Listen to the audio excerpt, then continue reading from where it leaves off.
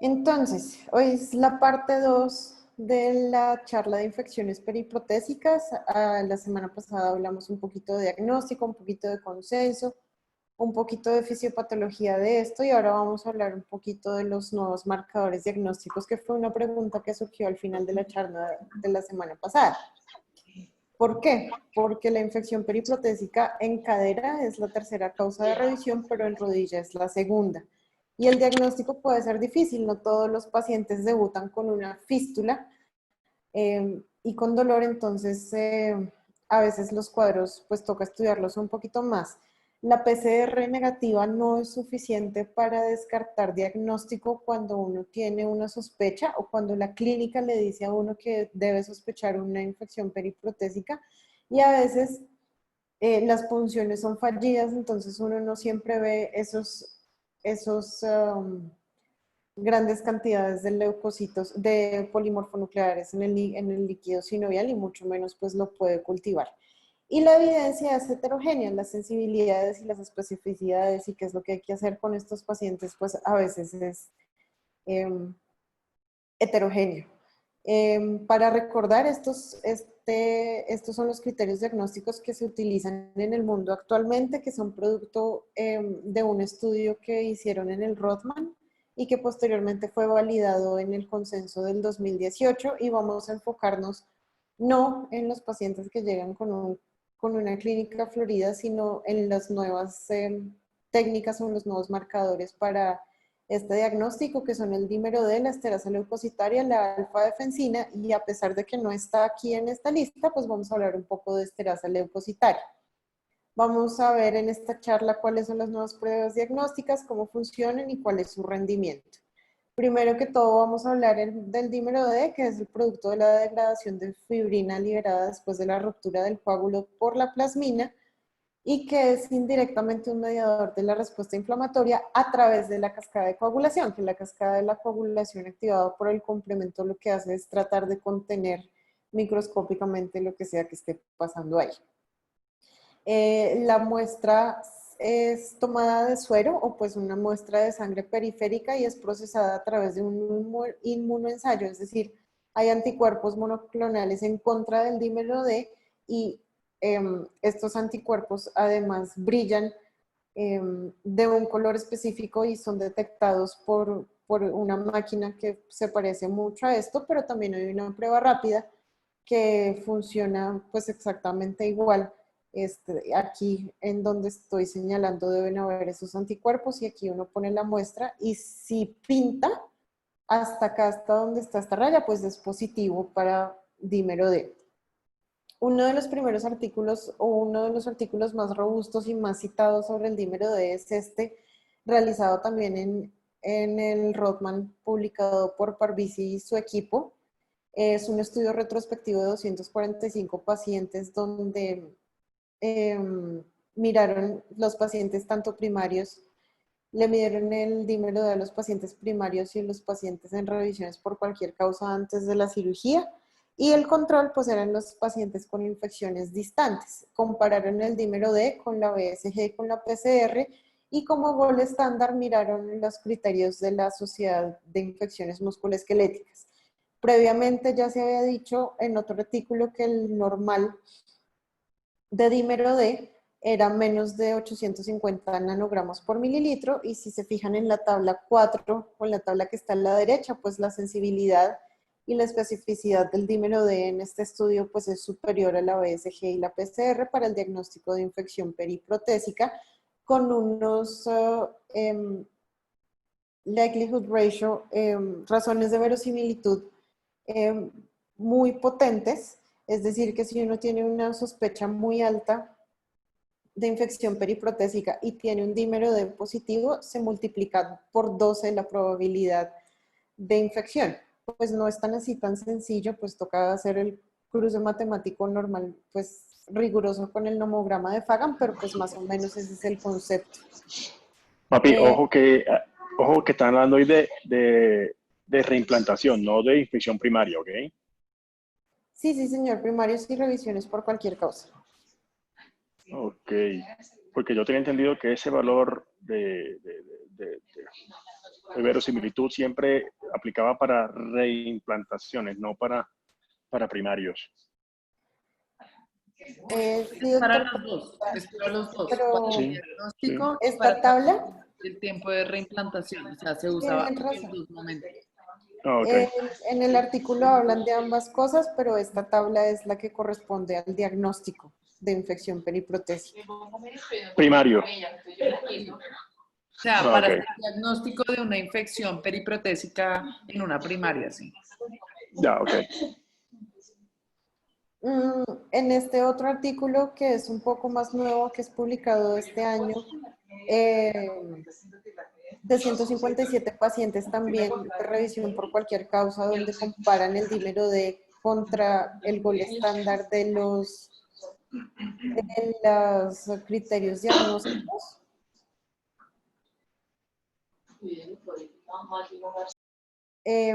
Ay, perdón. De los criterios diagnósticos vemos, por el contrario, que,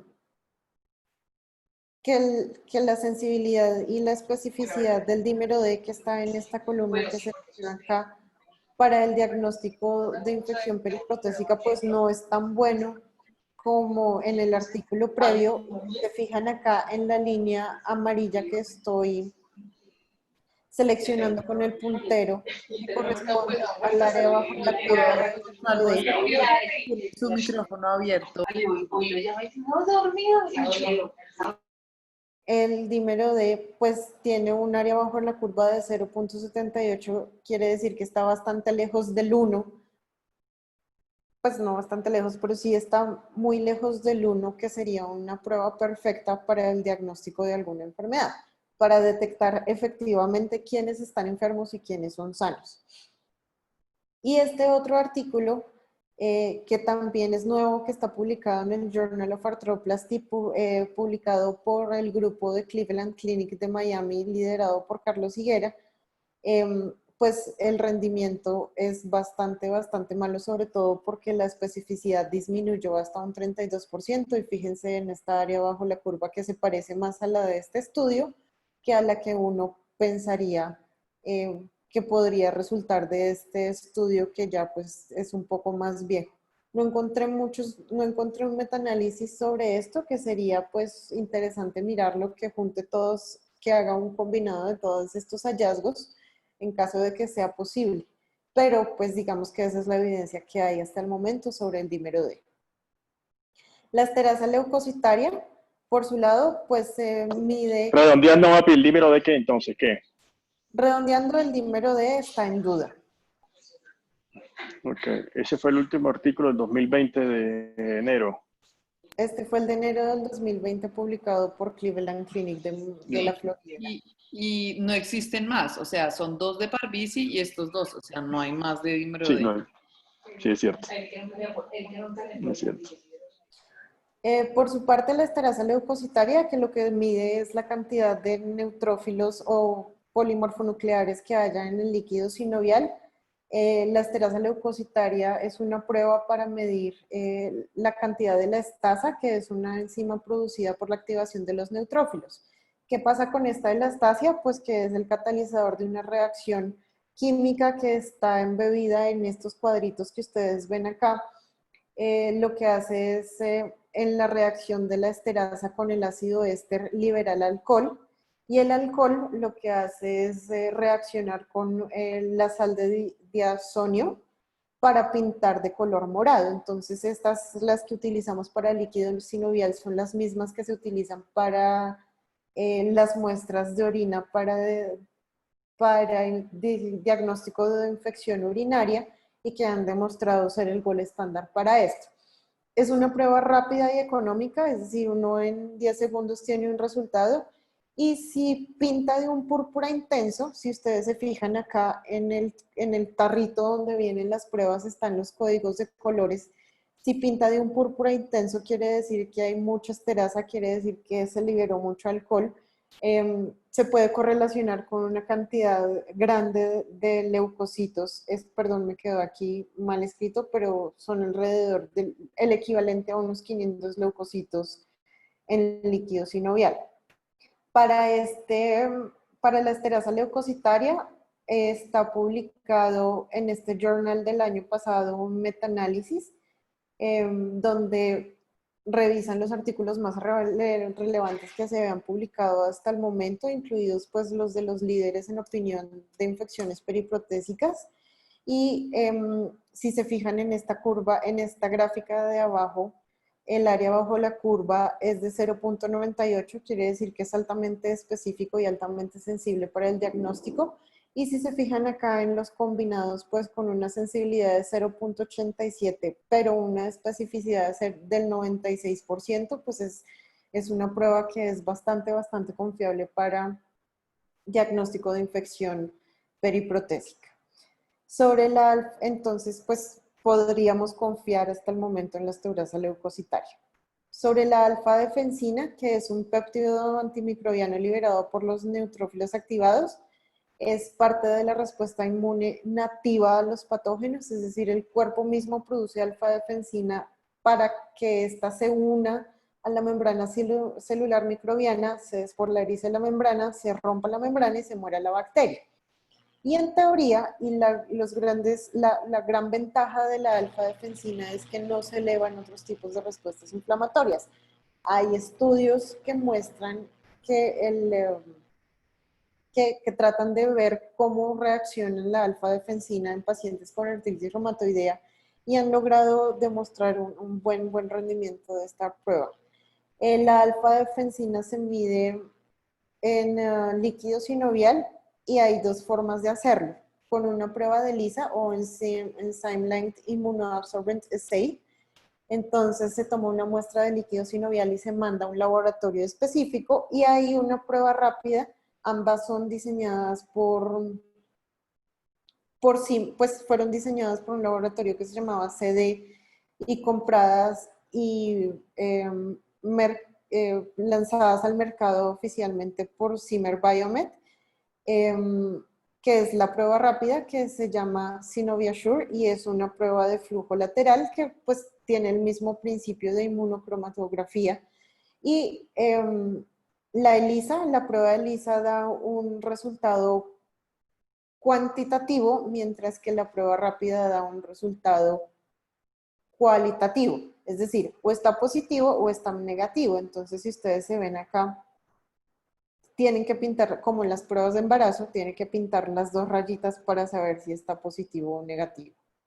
Ellos dicen que tiene un resultado máximo en 3 minutos, y si están las dos rayitas pintadas, la primera rayita hace parte del positivo y la segunda hace parte del control.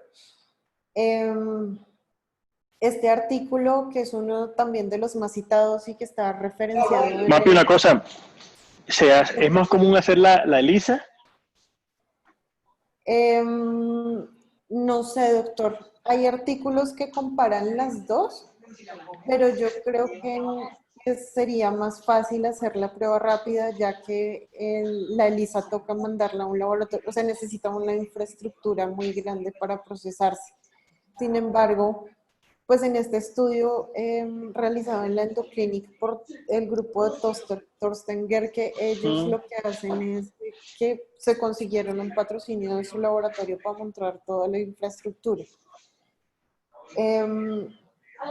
Tomaron 156 muestras de caderas y rodillas de pacientes que consultaban por dolor, y lo compararon contra el gold estándar, que eran los diagnósticos los criterios diagnósticos según el consenso. De las 33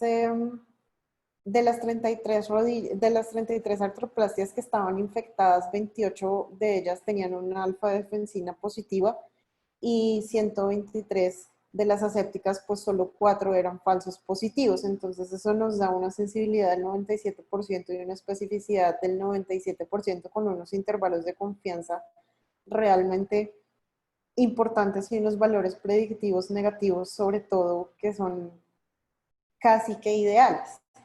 En esta gráfica se muestra que es como un scatter plot de cada punto representa una muestra, donde están las muestras siendo arriba del 1 positivo y abajo del 1 negativo. Entonces, la mayoría de pacientes negativos con problemas asépticos de su reemplazo articular, pues estaban acá, mientras que el resto se agrupaban acá. Y respecto a lo que usted preguntaba, no si es más frecuente una que la otra, sino si es mejor una que la otra. Este metaanálisis que evalúa 19 artículos publicados entre el 2014 y el 2018 muestran una sensibilidad y una especificidad de la prueba de ELISA, de la prueba grande que se manda al cromatógrafo por inmunoensayo, muy, muy buenas, pero para la prueba rápida la sensibilidad baja bastante, aunque la especificidad se mantiene por encima del 95%. Y la razón de verosimilitud, es decir, que tanta capacidad tiene esta prueba para modificar la probabilidad pretest, para darle a uno, después de correr la prueba, certeza de que el paciente esté infectado o no esté infectado, pues es magnífica. Imagínense en este nomograma de Fagan, lo que quiere decir es que si uno tiene un 20% de probabilidad de que el paciente esté infectado, si uno corre la prueba, esa probabilidad sube hasta el 90% cuando uno lo hace con ELISA. Y pues en la prueba rápida también tiene unas razones de verosimilitud un poco más bajos, pero las probabilidades siempre están por encima del 80%. Y pues un paciente con una clínica de dolor, una herida roja, una articulación que no se mueve, un líquido sinovial con polimorfonucleares o con clínica de infección, pues tener este nivel de certeza pues es realmente muy, muy valioso. Y este artículo, que es otro metaanálisis, también tiene los mismos resultados. Entonces vemos resultados muy similares. Fíjense que para la prueba rápida la sensibilidad es la misma que en este estudio anterior y la especificidad también, tanto para la prueba de ELISA como para la prueba rápida, y vemos que de alguna u otra forma son replicables los resultados, es decir, el alfa de fensina parece que está bastante bien confiable. Sobre la interleuquina 6, pues es una citoquina liberada por los macrófagos activados como parte de la respuesta inflamatoria. Es un marcador de inflamación muy, muy importante porque induce la expresión de la proteína C reactiva en el hígado y la activación de los linfocitos T y B, sobre todo los B, para generar anticuerpos de defensa para combatir la infección. La interleuquina 6 se puede medir tanto en suero, en sangre periférica, como en líquido sinovial. Funciona también con inmunoensayo tipo sándwich. Y en la prueba cualitativa lo normal es tener menos de 1.8 picogramos por mililitro. ¿Qué pasa? Uno tiene como aquí un tester. Estos son anticuerpos, los que estoy señalando que son negritos como con cara de anticuerpos, son anticuerpos monoclonales contra la interleuquina 6. Si hay interleuquina 6 en la muestra, pues va a haber una unión de estos anticuerpos monoclonales con estas interleuquinas. Y lo siguiente que va a hacer es que ponen adicionalmente otros nuevos anticuerpos monoclonales contra la interleuquina para que se unan, y estos anticuerpos tienen como un marcador que después se va a pintar de algún color y va a ser leído por el cromatógrafo, pues básicamente. En este artículo publicado en la Mayo Clinic en septiembre del 2010, que fue cuando recién estaba en boom la interleuquina 6, perdón, ellos solo encontraron 3 estudios que fueran lo suficientemente comparables o homogéneos entre ellos, y encontraron un rendimiento muy, muy bueno de las pruebas, con una sensibilidad del 97% y una especificidad del 91%, y con una área bajo la curva en la prueba, en la gráfica operacional, bastante buena. Y si ustedes se fijan aquí en la imagen de arriba a la derecha, pues comparando la interleuquina 6 con la proteína C reactiva, pues el rendimiento de la prueba es muchísimo, muchísimo mejor.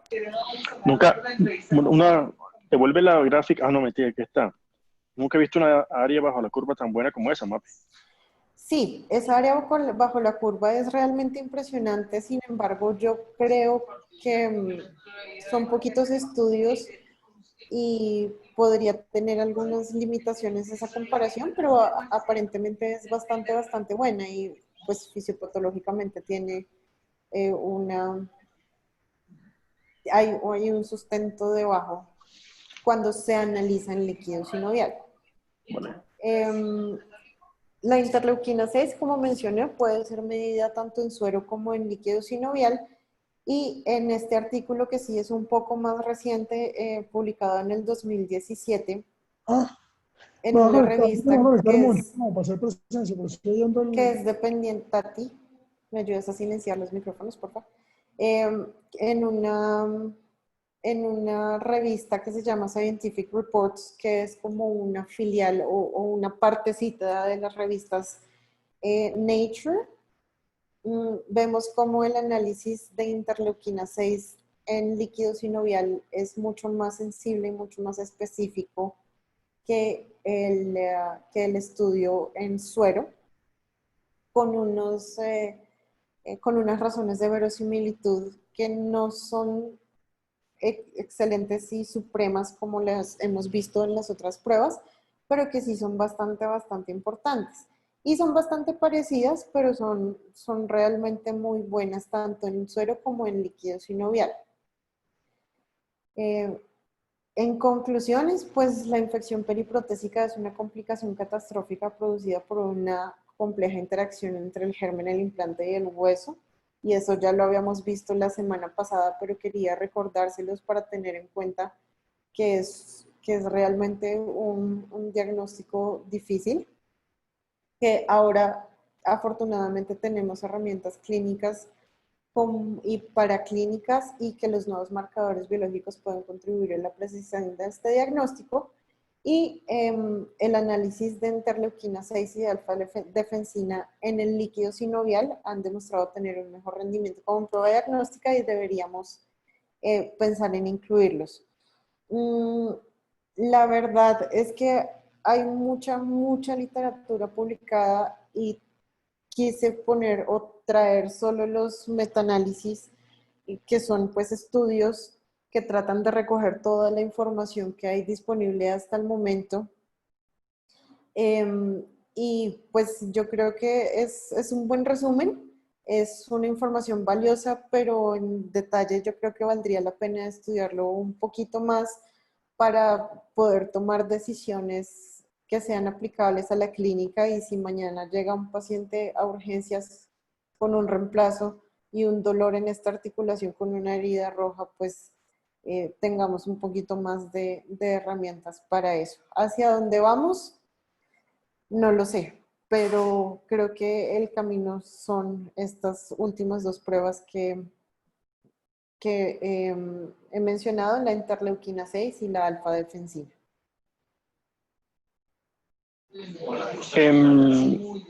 Tocaste un punto muy importante, tenemos interleuquina 6 ahorita. ¿Para ti cuál sería el paciente que le tomarías eso? Perdón, un segundo. A todo paciente con sospecha de infección periprotésica. Pero ¿para qué a todos si tienes una PCR y una veces alta y una fístula, para qué se le vas a tomar? No, pues el que tiene fístula, ese ya Pues tiene es el que, diagnóstico, pero si tiene una por eso. por eso. Mapi dijo, pero la pregunta mía fue clara y la respuesta de ella fue clara. A todo paciente que tuviera sospecha. No, pues si nos vamos a la tabla que tenemos para hacer diagnóstico, obviamente hay que tener un paciente en el que tengamos, o sea, si tiene una BCG elevada, perdón, una PCR, digamos, negativa, pero una BCG elevada, pues le hace una punción y le hace una alfa-defensina. esas,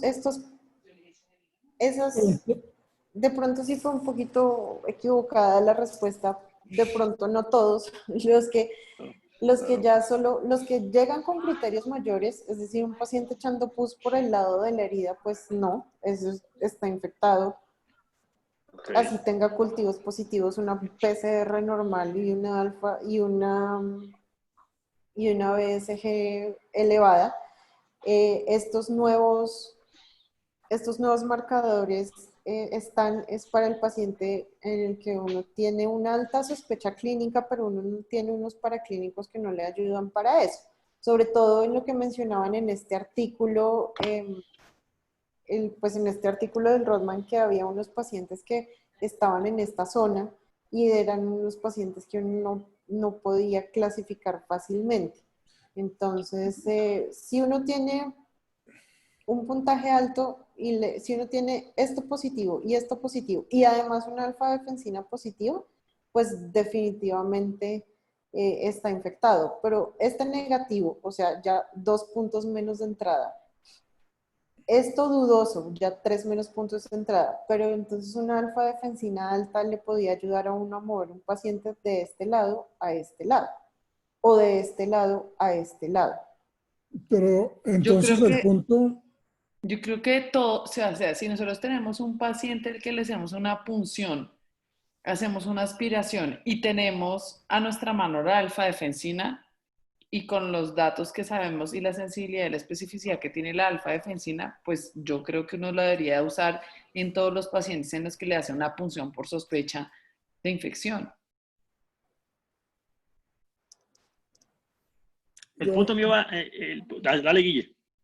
yo creo que el punto de Daniel es bueno. Yo creo que con lo que estamos haciendo hoy en día, tenemos un grupo de pacientes que claramente los tenemos diagnosticados como pacientes infectados y un grupo de pacientes que claramente los tenemos diagnosticados como pacientes no infectados. Paciente que viene con un aflojamiento de la prótesis a los 20 años y tiene una PCR y una BCG negativa, es un paciente que claramente no está infectado. Y yo creería que la interleuquina 6 debería ser un examen para los pacientes que están en la zona gris, es decir, entre esos dos extremos.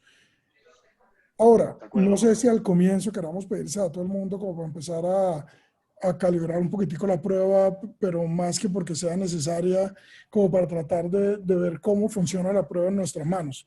Pero creo que sí es para pacientes en zona gris, realmente yo no sé cuánto cuesta más. Yo tampoco sé cuánto cuesta, pero debe ser igualmente bien utilizada y yo creo que a ese grupo de pacientes que está en la zona gris, que tenemos dudas sobre qué hacerle y si está infectado o no, ese caería en ese candidato, ser candidato para eso.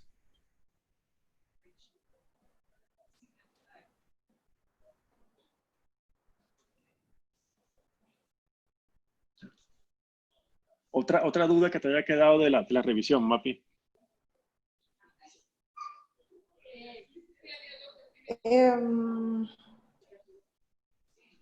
No, creo que yo sacaría el dímero de acá. Ok. El dímero D es no hablando en términos epidemiológicos, es muy inespecífico porque el dímero D se eleva en muchas patologías, entonces podría no contestar bien la pregunta de Sí, si es o no infección.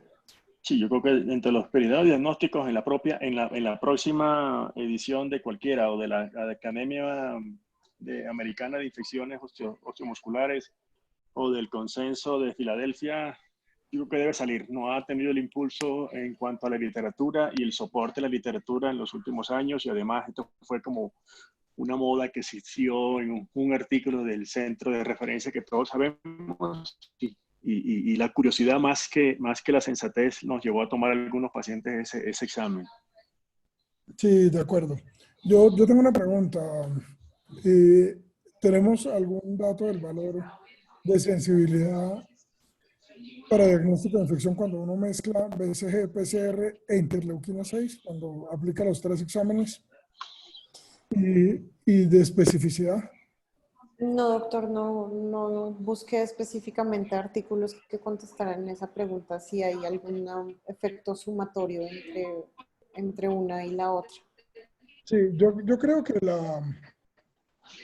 la sensibilidad de BCG y PCR sumada es muy alta. A uno tener una BCG y una PCR negativa ambas. En un paciente con infección es casi que imposible. O sea, esos pacientes, la sensibilidad es muy alta, pero la especificidad es muy bajita. Entonces, no sé si de pronto unir esos tres exámenes puede mejorar la especificidad de lo que hacemos. Queda esa duda, ¿no? Sí, así es. Sí, sí es. Sí. ¿Alguna cosa más, Chris? No, no, señor. Ok, ¿alguno de los Doctor, hay una residentes? pregunta en el chat. Sí, Sí. y yo tenía una pregunta, doctor, que si se pueden usar algunos de estos marcadores para hacer seguimiento, ¿cuáles y con qué periodicidad se usan? Dale, Mapi. Sí, se pueden usar para seguimiento, no tanto de control de control de infección para definir en qué momento hay que cambiar.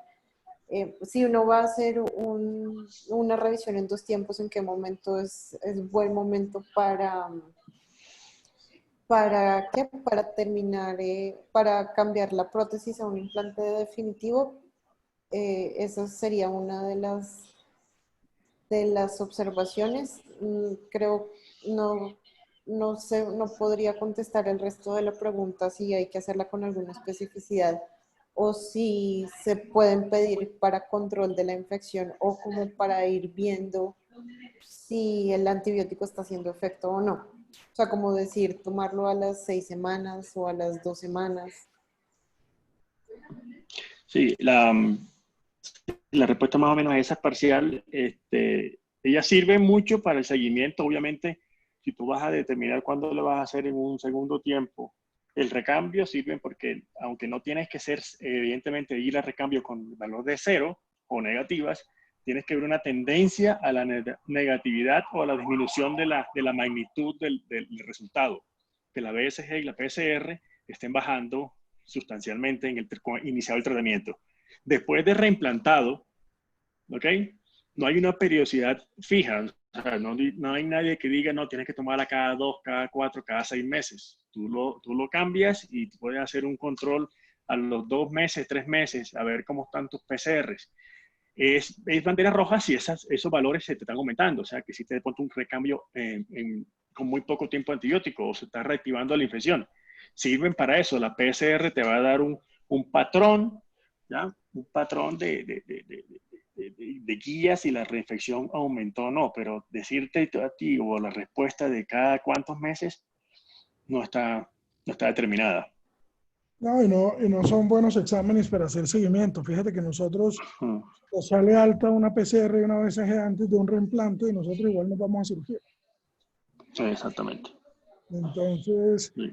hay que ir buscando un poquitico de eso. Yo aquí viendo esa especificidad del 89%, creo que la interleuquina 6 habrá que buscarla un poquito más.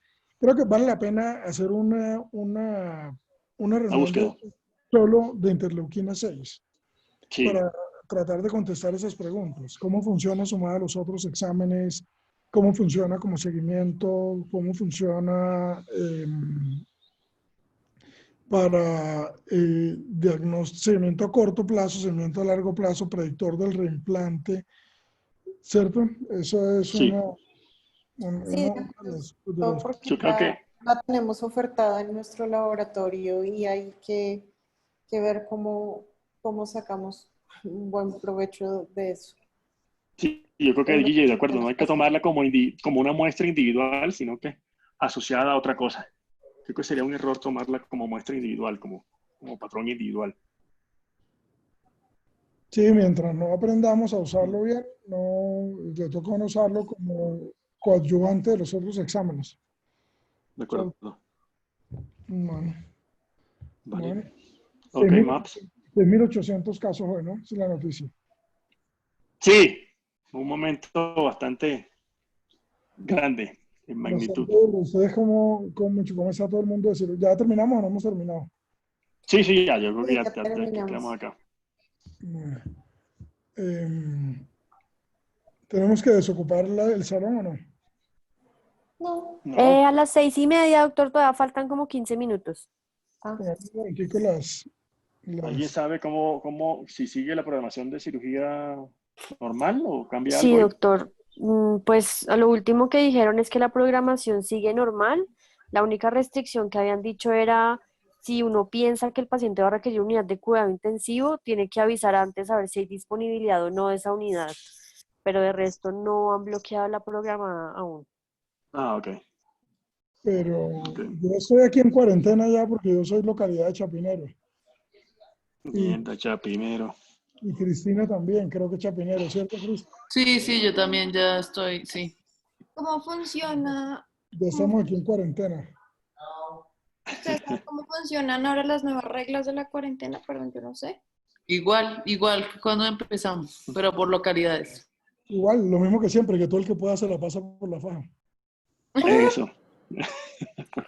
La única que no es Usaquén, ¿cierto? Usaquén todavía no. Sí, yo soy usaqueño, yo soy Kenny del Norte. Yo también me salgo. Pero Pero los que vivimos en barrios top de Bogotá pertenecemos a la localidad de Chapinero. los restaurantes estaban como en un experimento a ver si los dejaban funcionar, parece que se dejan para atrás, ¿no? Ahora, yo ¿Quién? creo que, pues según lo que yo le entendí al doctor Londoño, es que eso tampoco es que asegure la diferencia, ¿no? ¿Qué es eso? ¿Qué cosa? Volver a hacer el lockdown estricto. Ah, no. No. Esto es como una bola de nieve, ya ni modo de detenerla, creo yo. Que sea naturalmente la detención y cuídese individualmente y no más. ¿Será que no? No creo. Esto ya es un curso natural, ya creo yo. Sí, muy complicado, ¿verdad? Mm. Ya, eso está disparado. Antes fueron 4.000 casos, ayer 5.000 y hoy 6.800. Una curva Ujú. exponencial Mm. disparada para arriba. A mí lo que me afana de ver esa curva así para arriba es la sensación de que no hicimos nada con el encierro de los primeros 2 meses. Y que vamos a estar igual que el momento máximo del desastre va a ser igual que en todos los países de Europa. Sí, esa es la sensación que queda. ¿No? Vieron que a Saulo Guarín Pero esa no es la realidad, o sea, esa no puede ser la sensación que quede. La realidad es que a todos nos iba a pegar, solo que en momentos diferentes. O sea, es que el lockdown nunca se pensó para que no ocurriera, o sea, es que iba a ocurrir. pero Ya. se pensó para aplanar la curva, 419 la es casa. decir, disminuir la altura del pico. Pero la altura del pico sí está disminuida. Miren que estaban hablando de que deberíamos estar como en 10.000 casos. Estamos en 6.000. Claro, Ojalá. con seguridad la cuarentena fue efectiva atrasando el pico. Sí, claro. Claro, lo Pero, atrasa, pero pero no lo impide. no lo impide y la pregunta es si la altura del pico es la misma. Si la altura del pico al final va a La terminar. altura no es la misma. Sí, porque la idea de la cuarentena era aplanar la curva, ¿no? Que Sí. fuera más plana, es decir, que el tamaño del pico fuera más bajito, para que no Pero, superara la capacidad de los hospitales y de las unidades de cuidado intensivo. pero además de estar más preparados, o sea, era aplanar un poco la curva, pero tener más unidades, tener más ventiladores, que los hospitales estuvieran preparados.